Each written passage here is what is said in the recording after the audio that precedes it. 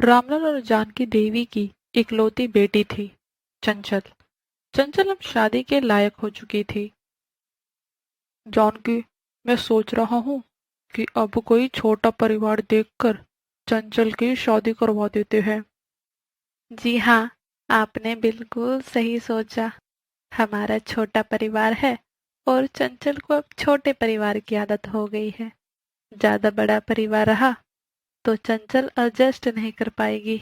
आप कोई 4 लोगों का परिवार देख लो। पास में खड़ी चंचल सारी बातें सुन रही होती है। नहीं पापा मम्मी, मैं छोटे परिवार में शादी नहीं करना चाहती। क्यों बेटी, क्या बात है? तू छोटे परिवार में क्यों नहीं शादी करना चाहती? माँ, हमारा परिवार 3 लोगों का है। इस घर में ऐसा लगता है कि कोई रहता ही नहीं है। अरे छोटा परिवार भी कोई परिवार होता है। कम से कम 10-12 लोगों का परिवार होना चाहिए। पापा, मैं पहले ही बता रही हूँ, मैं शादी करूंगी तो बड़े परिवार में, वरना मुझे नहीं करनी शादी। कुछ दिन बाद, अरे पंडित जी, आपकी नजर में कोई ऐसा परिवार है जिसमें 10-12 लोग हो कम से कम? वो क्या है कि मेरी बेटी छोटे परिवार में शादी नहीं करना चाहती। अरे रामदयाल जी, मैं आपको ऐसा रिश्ता बताता हूँ जहाँ 10-12 लोगों से ज्यादा ही लोग रहते होंगे। तुम्हारी बेटी जैसा चाहती है बिल्कुल वैसा ही परिवार है। तुम बोलो तो मैं बात आगे बढ़ाता हूँ। अरे हाँ पंडित जी, आप बात आगे बढ़ाइए। कुछ दिन बाद चंचल को देखने तुषार का पूरा परिवार आता है। परिवार इतना बड़ा कि गिने ना गिना जाए। चंचल ये देखकर बहुत खुश होती है। दोनों एक दूसरे को पसंद कर लेते हैं और शादी जल्दी ही हो जाती है। शादी कर चंचल अपने ससुराल पहुंच जाती है। सुभद्रा अपनी बहू का स्वागत करती है। आओ बहू, हमारे बड़े से परिवार में तुम्हारा स्वागत है। भाभी, इतने बड़े परिवार में तुम्हारी शादी हो गई, तुम दुखी तो नहीं हो ना? अरे नहीं, मैं क्यों दुखी होंगी? मैं तो खुद इतने बड़े परिवार में शादी करना चाहती थी। इतना बड़ा परिवार पाकर तो मैं धन्य हो गई। अभी इस घर के बारे में जानती ही क्या है? जान जाएगी तो बोलेगी कहाँ फंस गई मैं। बिल्कुल ठीक कहा दीदी तुमने। हम तो इतने बड़े परिवार में शादी करके पछता रहे हैं, और एक ये है जो इतने बड़े परिवार में शादी करके खुशी मना रही है। मना लेने दे इसे खुशी।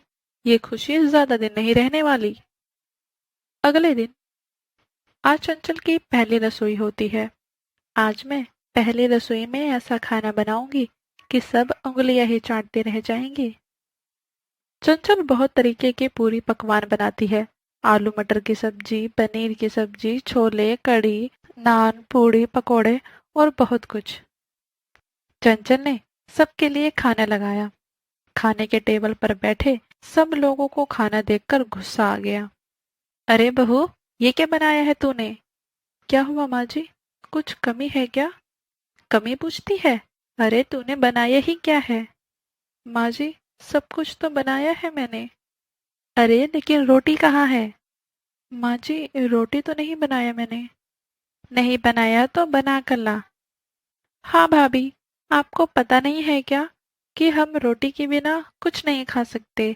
अरे हमारे लिए रोटी उतनी ही इम्पोर्टेंट है जितना पानी।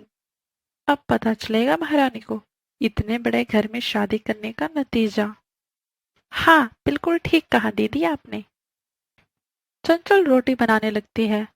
करीबन 20 रोटी बनाकर चंचल रोटी लेकर रसोई से बाहर आ जाती है। अरे क्या हुआ बहू, बहुत जल्दी रोटी बना दी तूने?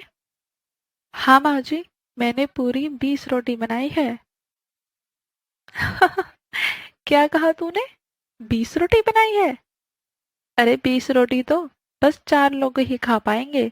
हमारे घर में कम से कम 100 रोटी बनती है। चंचल का पहला दिन था, इसलिए वह भी खुशी खुशी रसोई में जाती है और रोटी बनाने लगती है।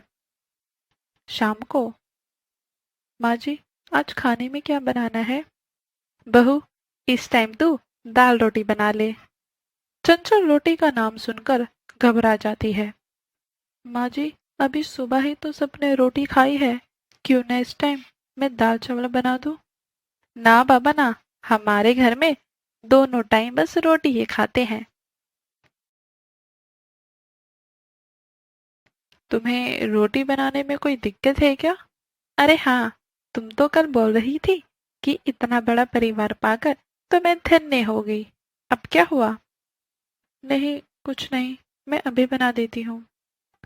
चंचल चुपचाप रसोई में चल देती है और सभी के लिए 100 रोटी बनाने लगती है। ये सिलसिला ऐसे ही चलता रहता है। बेटी, तू ठीक तो है ना? हाँ माँ, मैं बिल्कुल ठीक हूँ। आप बताइए। हम भी ठीक है बेटी।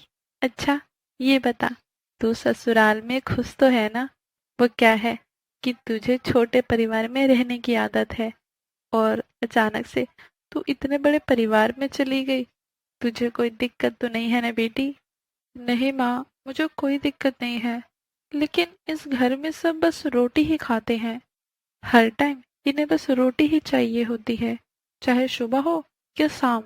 मैं रोटी बना बना कर खुद रोटी जैसी हो गई हूँ माँ।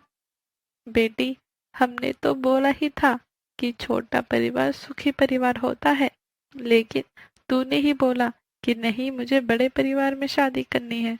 अब देखा बड़े परिवार में शादी करने का नतीजा।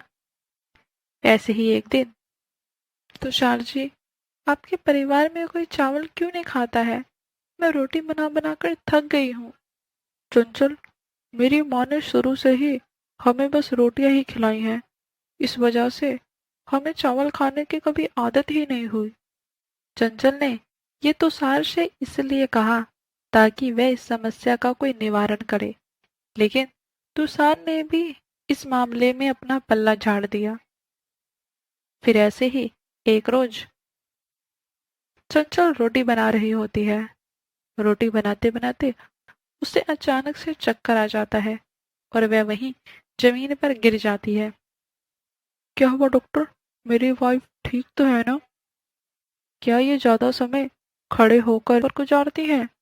हाँ डॉक्टर, अब इतना बड़ा परिवार है तो खाना भी तो बनाना होता है ना।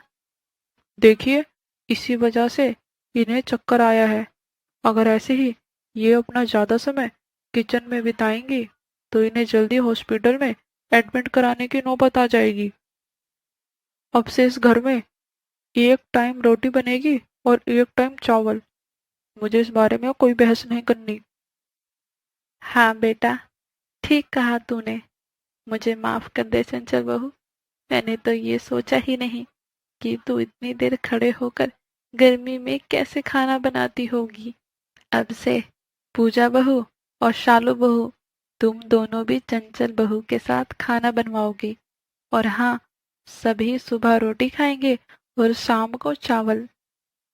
और इस तरह घर की समस्या का निवारण हुआ। हेलो दोस्तों, ऐसे ही मज़ेदार वीडियो के लिए मेरे चैनल को सब्सक्राइब करें और वीडियो अच्छी लगे तो वीडियो को लाइक करें।